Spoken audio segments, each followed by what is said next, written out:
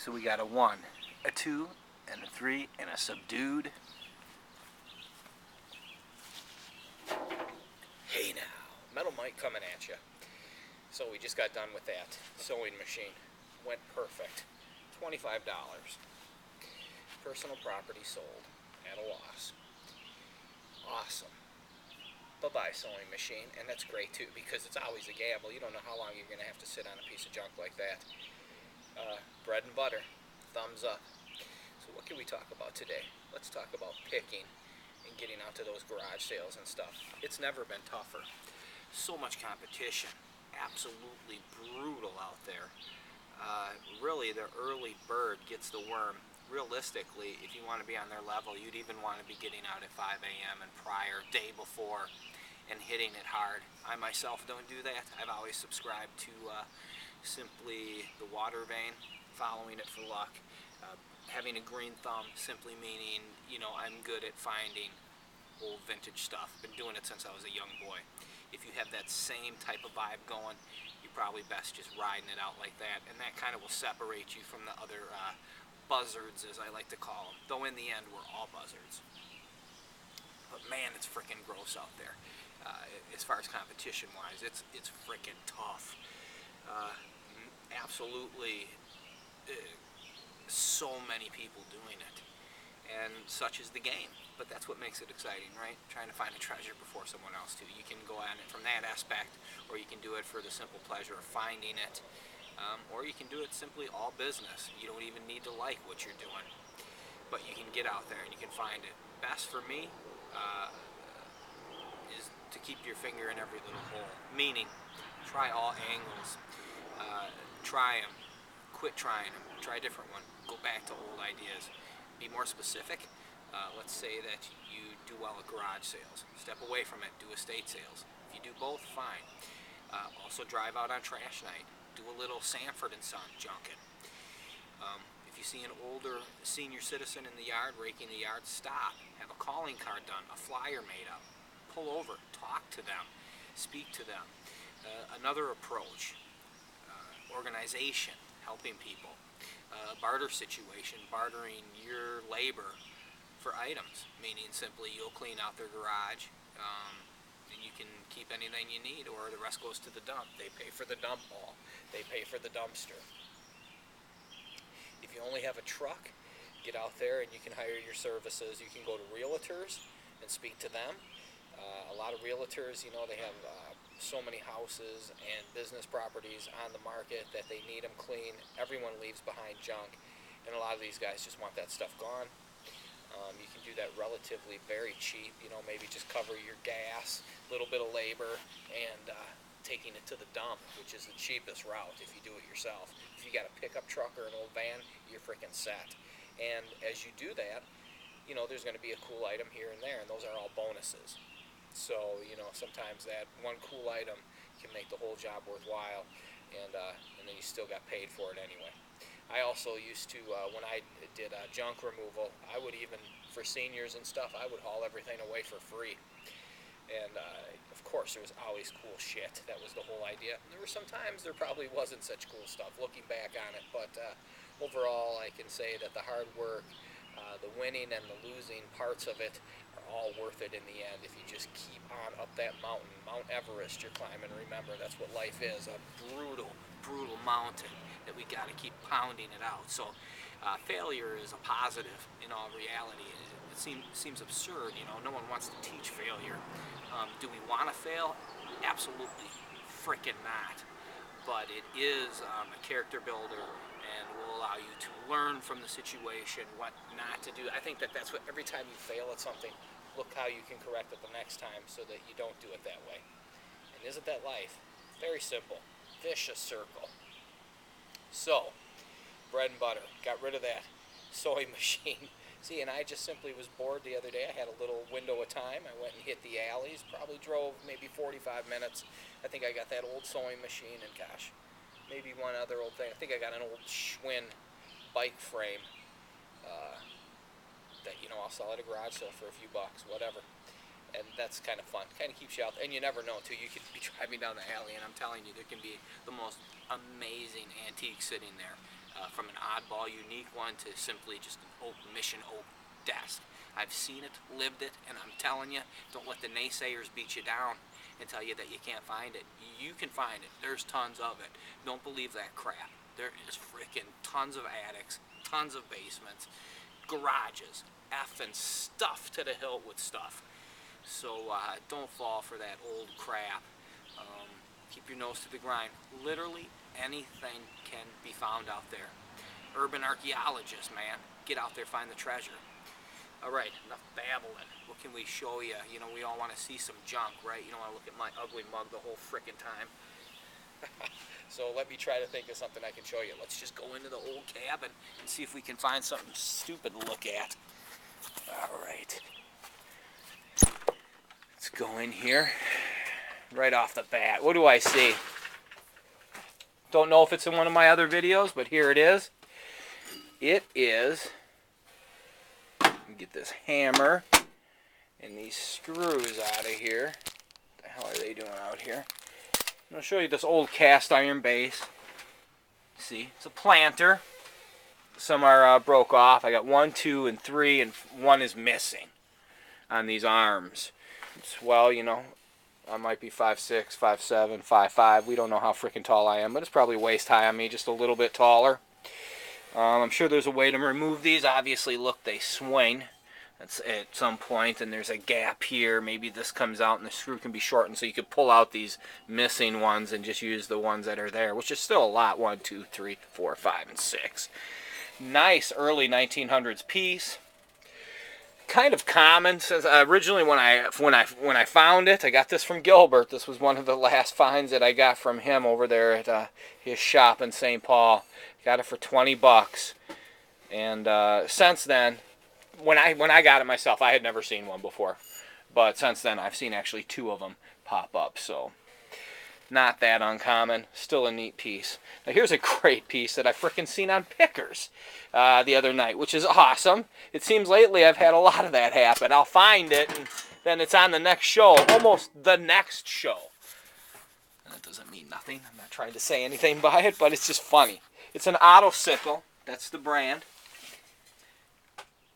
And mine is about as rusty as the one that they had, though I think it's pretty cool. Look at that handle on it. Just a great piece, huh? Look at all the gears on there. That is freaking awesome. Look at this freaking tennis ball. Doesn't that ruin the shot? See, that's what you get with real reality television. You get mistakes. Pitifulness. Learn from your mistakes. Get the tennis ball out of the shot. But look at that. That's a beast. Now, if I push this frickin' thing, these little thin blades right here spin. And I'm telling you, they spin brutal. Look at that. Look at that. Cut my finger off for you live? Hell no. Now, let's go under here for a second. Guys, let's have a little bit of fun. Not the most exciting treasure, but we can pick my own place right now. Here's a piece I picked up at a garage sale a few years ago. Tell me what you guys think. Just sitting on them, man. Eventually, I will sell. Okay. Now, these are early. And what is it that I'm pulling out to show you? It's not no big surprise, because it's not no diamond. So let's tell you right now, it's just an old jack. And 2 lifts or jacks, whatever the hell. It's early, though. Whoa. Look at that. All right, here we go. Nothing fancy, but early. Primitive. Got 2, what we want to call these jack stands. Great green color to them. Look at these great bases. Almost pieces of art. Simply all by themselves, right? Amazing that I'm calling this a piece of art. But it literally is at this point. Look at this one here. This is amazing. It's got the pump. Early jack. This on it here. Hydraulic. I'm sure it works. Let's try it, eh? I don't know if the screw is tightened on it. There, now it is. Oh, come on, Mama. I don't have nothing to jam in there to do it, huh? Let's see here. I thought I just seen a screwdriver. See, and this is what I learn every time from shooting. Whatever the case, I'm not going to get to try it out. Just a great early primitive set there. Don't ask me, but it's in the cabin. It's out here with my junky metal stuff. Let me get those back in there. And then I won't be back with you guys here. I'm always tight about making sure to put stuff back. I swear to God, it drives me nuts. I can't even let it sit. Obsessive compulsive, man. I can't let it freaking sit. I'll lose my mind. Okay, let's see what else we got here. Do we got anything I can pull? Guess not much. Real primitive early plane, though. That's for sure. Let's look at this, huh? Look at that. Look at the handle on that.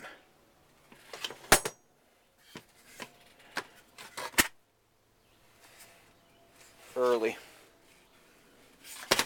Worth $1 million? Oh, hell no. Early fun piece.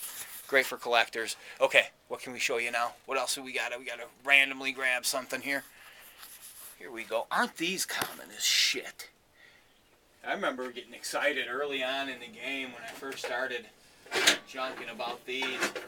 But you know, you can still find a few of them that are extremely unique. Now, if I can get this out of here, kids. I like this one. This one is early, as far as I'm concerned. Very common, right? Who hasn't seen a million of these showing up even at thrift stores, etc.? But this is a nice early one. Aren't they all, right?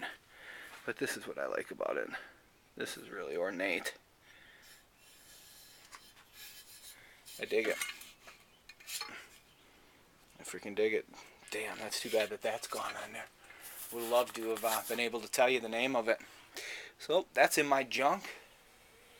What else do we got here? What can we pull out? I'm looking in here. Back in here, I've got tons of these. This is just another bread and butter at some point in life. These were actually in my house when I moved in. Now, yeah, they're probably old, but these look pretty much new, old stock, you know. So whatever. I take these out to the auto show. Might get a few bucks for them. These might actually be usable. More than likely they pop, and I'm sure it doesn't help that they're sitting out here at this point, drying out. Now here's a great, goofy, stupid piece. It's this aluminum cast horse. It's deadly though. The mechanism on it, it swings down and around. If you see that right there, see how it will literally go in a full counter or clockwise. So if you can imagine a kid's foot getting caught in there, it'd be a freaking nightmare. You'd take it right off. This is sharp. Look at this. What the hell kind of... So I believe someone came up with this idea for the horse when they might have gotten it off of an old, who knows, some type of ride, amusement ride. Maybe it was a swing in a park. That's probably exactly what it was. But can you imagine that frickin' thing as a swing coming at you and cracking you in the head? Nightmare. Here's that Schwinn frame, varsity. Small, pretty stripped down. Whoever picked it clean, scraped. They even pulled the freaking tag off of it before they threw it out. But it's gutted. Good garage sale piece. Nice forks. You can sell the forks by themselves, for Christ's sake, in life, if you had to. Here's a real cool piece I picked up at a garage sale for $5 for my daughter. Vintage trike. Really great design. Super great shape. Look at these wheels.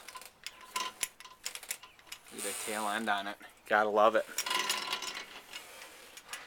So it's up there, waiting for her to get on it again. And we got this old bike. You seen that? That's that one that I put together. That girl's bike. And that's about it, guys. I'm forcing the video at this point, you know. I don't really have any content planned. I totally just wanted to do this shit unscripted. Kind of come out here and bullshit with you guys a little bit.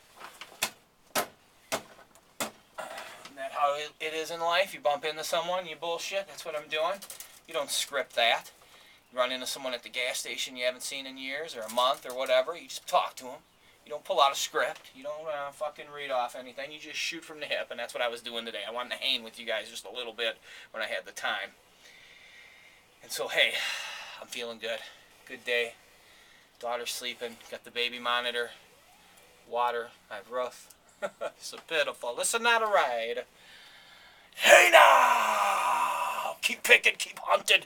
Get out there right now. I'm in freaking lockdown. I'm with the kids. You guys can go out there junking. Do it, please. You'll find something. I guarantee you. Remember, you will. And sometimes you'll drive and you won't find anything.